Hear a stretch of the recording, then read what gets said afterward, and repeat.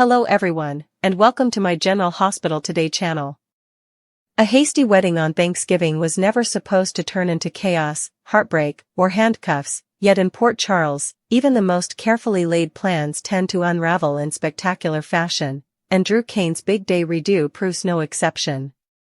As the morning sun casts a soft, golden hue over his house, Drew is determined to rewrite the disaster of his ruined wedding attempt and replace it with something tender, intimate, and second-chance worthy.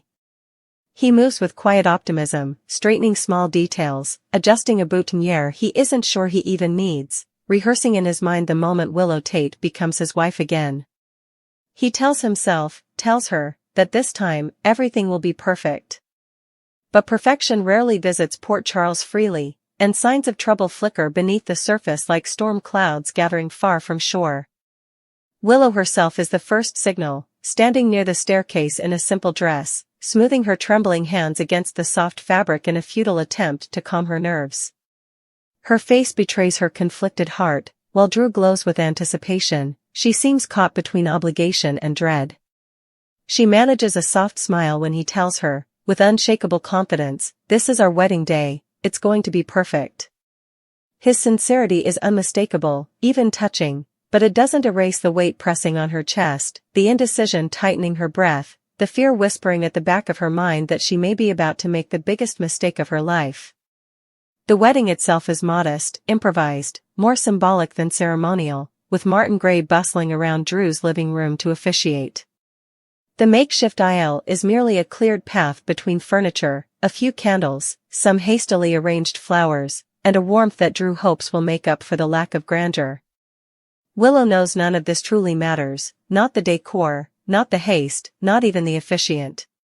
What matters is the decision she's about to make, a decision she tells herself is necessary if she wants to look stable, sympathetic, even trustworthy in court. After all, what woman in her right mind would marry a man she had supposedly tried to kill? If she were truly guilty, wouldn't she be running?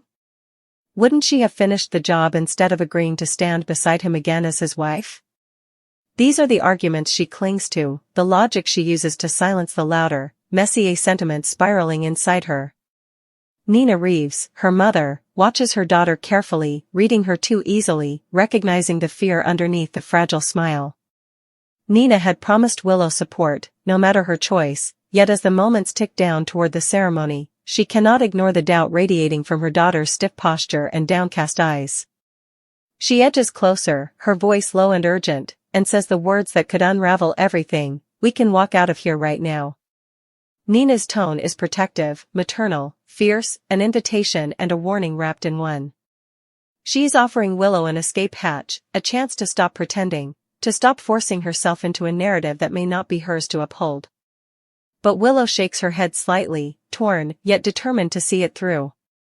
She knows this wedding isn't merely about love. It's a chess move, a carefully calculated decision to shift public perception. And while Liesl Albrecht stands nearby, hands folded, observant, reserved but supportive, there is a lingering sense that even she senses the tension humming in the room. Britt isn't present, Nathan is caught up in a case, and fate feels strangely quiet, as though waiting to pounce. Willow's friend and supervisor, Elizabeth Baldwin, is expected to arrive soon, and Willow feels a sudden need for Liz's steady presence, her grounding voice, someone who has witnessed her struggles firsthand without judgment or agenda. Yet even with friends and family present, the unease clings to Willow, shadowing her every breath. Drew, blissfully unaware of how close everything is to falling apart, adjusts his tie and straightens the pages of Martin's script. He glances at Willow with warmth and devotion, convinced they are on the cusp of reclaiming something beautiful. He believes in her innocence wholeheartedly, his trust is unwavering. He even made the point himself, if he, the man who was shot, trusts her enough to marry her again, then he clearly doesn't believe she pulled the trigger. His confidence should comfort her, but instead it deepens the ache in her stomach. Meanwhile, across town, Harrison Chase faces his own temptations, his own brush with fate. His path is its own powder keg waiting for a spark, one wrong move, one leap too far, and everything he has been working toward could crumble. As Chase tempts fate, Drew tempts destiny, and Willow tempts disaster by stepping into a ceremony she isn't sure her heart is ready for. The hour arrives. Willow takes her place at the edge of the living room aisle, her breath shallow, her pulse fluttering with nerves as Martin clears his throat and signals that it's time. Nina squeezes her hand once, silently offering strength even though she still believes they could slip out the front door and never look back. Liesl watches with a hawkish eye, assessing every twitch of Willow's expression. Drew smiles brightly, too brightly, perhaps, and whispers, "You ready?" Willow nods, because what else can she do? She steps forward.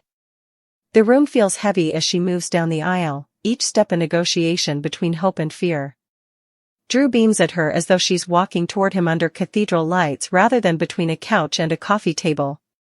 The ceremony begins, and Martin's voice fills the room with formal cadence, trying to infuse dignity into a hurried, tangled moment. But before the vows can be completed, before Willow can force the words out, before Drew can seal their promises with a kiss, a harsh, jarring knock sounds at the door. It isn't the polite tap of a late guest or a courier delivering flowers. It's authoritative. Final. Ominous. The room freezes. Drew turns. Willow goes pale. Nina's heart plummets. Liesl stiffens as though preparing for combat. Martin stops mid-sentence, blinking behind his glasses. The knock comes again, louder, more insistent. When the door swings open, the last thing any of them expect to see is law enforcement standing there with grim expressions and legal documents in hand. And suddenly it becomes clear. This isn't a social call. It isn't a warning. It's an arrest. On her wedding day. On Thanksgiving. In front of everyone.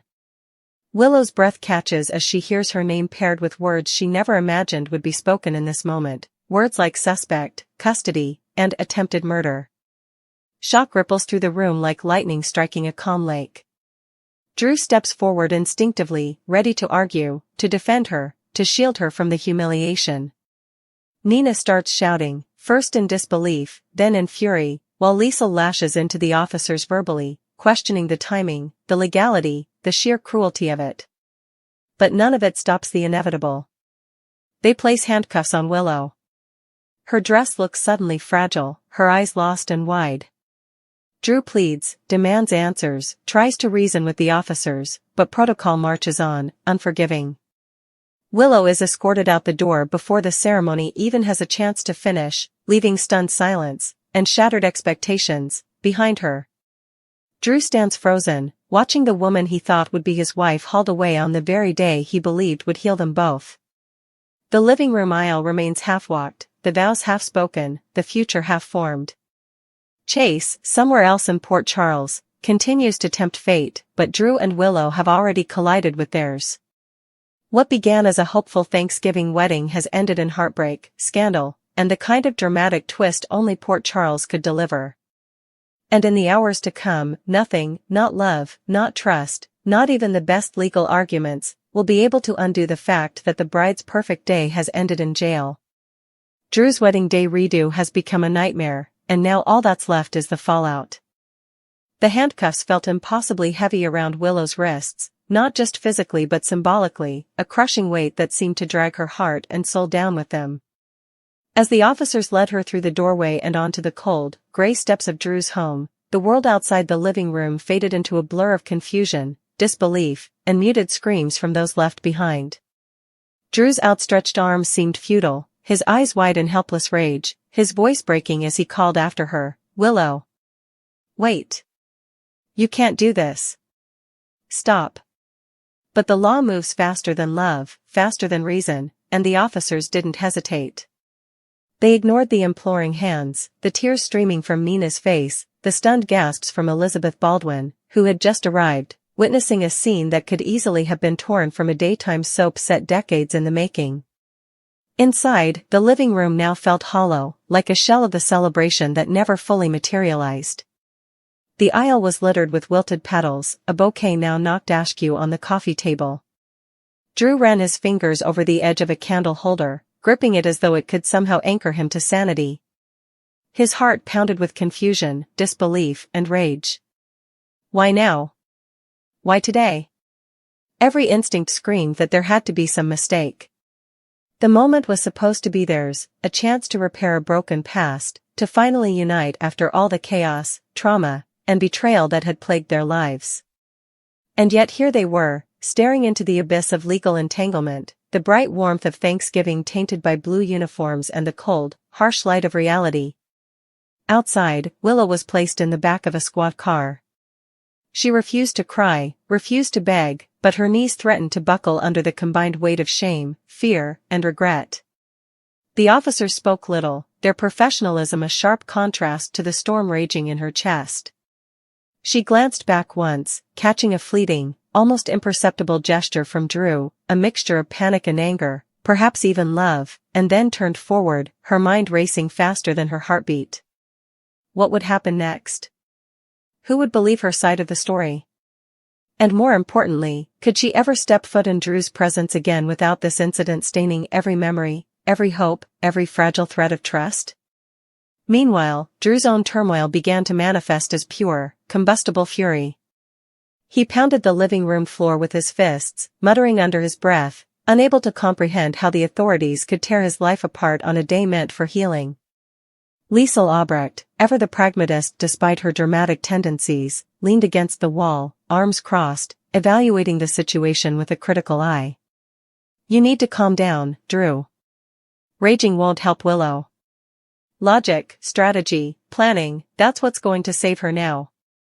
Drew barely heard her. Elizabeth Baldwin stepped closer, placing a hand on his shoulder. Her touch was steady, grounding, but even she struggled to mask the disbelief etched across her face. "We'll figure this out," she whispered. "We have to. We can't let this be the end." The Thanksgiving holiday had become a crucible, testing relationships, loyalty, and the resilience of every person in that house. Nina Reeves' maternal instincts kicked into overdrive. She fumed at the injustice, pacing back and forth as though sheer motion could conjure a solution. Her voice rang out, loud and cutting, "How dare they? On Thanksgiving? On her wedding day? I won't allow this to stand." Yet despite her ferocity, a shadow of doubt crept over her, a question about whether Willow had truly been the victim here, or if there was a more tangled truth lying beneath the surface, one that no courtroom, no law, could easily unravel. As the squad car disappeared into the distance, Drew made a silent vow. He would not rest until Willow was free, until the truth was exposed, until the world understood her innocence. His mind raced with contingency plans, legal strategies, and potential allies. He considered calling Nathan Reeves, though he knew his brother-in-law was deep into a case and unlikely to drop everything. Britt Westbourne's absence suddenly seemed like a glaring oversight, her presence potentially invaluable in untangling the mess now festering before them. Even Liesel, reluctant as she might be, could wield her knowledge and influence to aid their cause. Meanwhile, Harrison Chase's own day unfolded on an equally precarious edge, though his troubles were of a different flavor. He had been walking a thin line, flirting with danger in ways that Drew could not imagine. His flirtation with fate had been subtle, small gambles, calculated risks, moments of moral compromise, but the undercurrent of recklessness had begun to swell into something more dangerous, more immediate. Each decision Chase made had potential consequences, ripples that could impact not only him but those around him. And while Drew wrestled with the chaos of a wedding gone awry, Chase contemplated choices that could topple his carefully maintained facade. Back at the precinct, Willow was booked with efficiency and cold detachment. The mundane, bureaucratic procedures only intensified the surrealism of the situation. Fingerprints, mugshots, paperwork, rituals of criminal accusation that stripped away the personal dimension, reducing her identity to a file number, a temporary record, a suspect. Yet even amidst the clinical coldness of law enforcement, Willow's mind spun. Every scenario played out in her head, Drew confronting the truth, Elizabeth and Nina trying to untangle evidence, Liesel devising schemes to counteract legal strategy, and the court itself, poised to judge her before the full story could be told. She tried to steady her breathing, tried to cling to the one lifeline that remained, the knowledge that Drew's trust was unwavering, that he believed her innocence enough to attempt a second wedding. That hope, fragile as it was, became the anchor she clutched in a storm of uncertainty. At Drew's house, chaos still reigned. The air was thick with tension, anger, and disbelief. Candles that had been lit for celebration now flickered with a mocking, uneven glow. Wilted petals on the floor became symbols of dreams deferred, of plans torn asunder before they could fully bloom. Drew paced like a caged lion, Elizabeth trying to inject calm reasoning. Liesl, ever pragmatic, began drafting contingency plans, considering the legal angles, the potential courtroom drama, the allies they could mobilize to rescue Willow and salvage dignity from catastrophe. Nina alternated between screaming at invisible injustices and clutching at the thin hope that Drew could somehow right what the authorities had torn apart. Each second dragged like hours, each tick of the clock a reminder that time was slipping away, that Thanksgiving had become a day of crisis rather than joy. Outside the station, rumors began to swirl through Port Charles like wildfire. Neighbors, delivery personnel, and the occasional inquisitive passerby whispered, speculated, and gossiped about the scandalous wedding day arrest. By the time Drew arrived, coordinating with Elizabeth and Liesl, the story had already grown, embellished in the telling, and distorted by perception. Headlines, whispers, and shocked glances painted Willow as guilty in the court of public opinion long before any official trial began. Drew felt the weight of reputation bearing down, threatening not just Willow's freedom but her very essence, her ability to navigate a world that had always been cruel, judgmental, and eager to condemn. Inside, Willow sat in a stark holding cell, the walls cold and unforgiving. Each tick of a fluorescent light overhead punctuated her racing thoughts. She reflected on her choices, her hesitations, the complex web of relationships that had led to this point. Could she have handled the situation differently? Could she have expressed her doubt to Drew before the wedding? Could she have anticipated the officer's timing, the tragic irony that her most desperate attempt to maintain appearances had led to her being cuffed on a day that was supposed to symbolize love and unity? Her reflections were interrupted only by the arrival of an officer with a clipboard, who informed her of the charges in dry, detached tones. She nodded, suppressing a shiver, aware that each word now carried monumental weight. Back at Drew's house, strategies were being formed. Elizabeth's calm voice cut through the tension as she outlined immediate steps, contacting a lawyer, gathering witnesses, collecting any evidence that could demonstrate Willow's innocence. Drew listened intently, absorbing each suggestion like a sponge, his focus razor-sharp despite the storm of emotions threatening to overwhelm him. Liesl provided a more audacious approach, proposing maneuvers that skirted the conventional boundaries of legal and ethical behavior, exploiting loopholes and technicalities with the kind of audacity she had perfected over decades. Nina, meanwhile, oscillated between fury and despair, her maternal instincts at war with her fear of public perception and the brutal mechanics of the law. Hours passed, and with each passing moment, the stakes escalated. Thanksgiving dinner was forgotten, replaced by calls to allies, research into legal precedents, and the quiet, relentless pressure of impending court dates. Drew's wedding day redo had not just been interrupted, it had been obliterated, replaced by a trial by fire that would test every ounce of courage, intelligence, and loyalty in Port Charles. And through it all, the question lingered in the hearts of all involved: could love truly survive a day like this? Could trust endure when the world seemed determined to tear it apart? Could Willow reclaim not just her freedom, but her life, her reputation, and her ability to walk beside Drew once again, unshackled and whole? In another part of town, Harrison Chase faced his own crossroads, the temptations he had skirted now demanding attention. Every decision had consequences, and his flirtation with fate mirrored the chaos engulfing Drew and Willow. Where Drew fought to reclaim hope, Chase wrestled with destiny, aware that a single misstep could destroy everything he had built. His choices, like arrows loosed into the wind, threatened to strike indiscriminately, touching lives far beyond his own, intertwining with the unfolding drama in ways yet unseen. As night fell over Port Charles, the city itself seemed to hold its breath. The Thanksgiving that was meant to celebrate gratitude, love, and unity had transformed into a crucible of scandal, uncertainty, and raw emotion. Drew's wedding day redo was no longer a celebration, it was a testament to resilience, a study in human endurance, and a reminder that in a town like Port Charles, happiness is never granted without cost. Every character, Drew, Willow, Nina, Liesl, Elizabeth, and Chase stood at the precipice of personal reckoning, their fates uncertain, their choices heavy with consequence, and their hearts teetering between hope and despair. Even in the cold confines of the holding cell, Willow's mind began to map out the path forward. She knew she had allies, people who would not abandon her, people who understood her truth. Drew, despite the chaos, remained steadfast, a lighthouse amid a storm, signaling that hope, however fragile, still existed. The next moves would require cunning, courage, and an unbreakable will.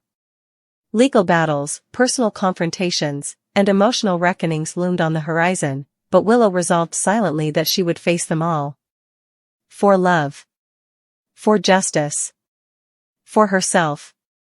And so, as Port Charles braced for the fallout, as Drew gathered allies and Chase contemplated his next gambit, as Nina's maternal fury burned and Liesl's cunning plotted, the story of a hasty Thanksgiving wedding that ended in jail continued to unfold. It was a tale of love interrupted, trust tested, and fate challenged, a dramatic testament to the fact that in Port Charles, no day, no matter how hopeful, could ever be ordinary.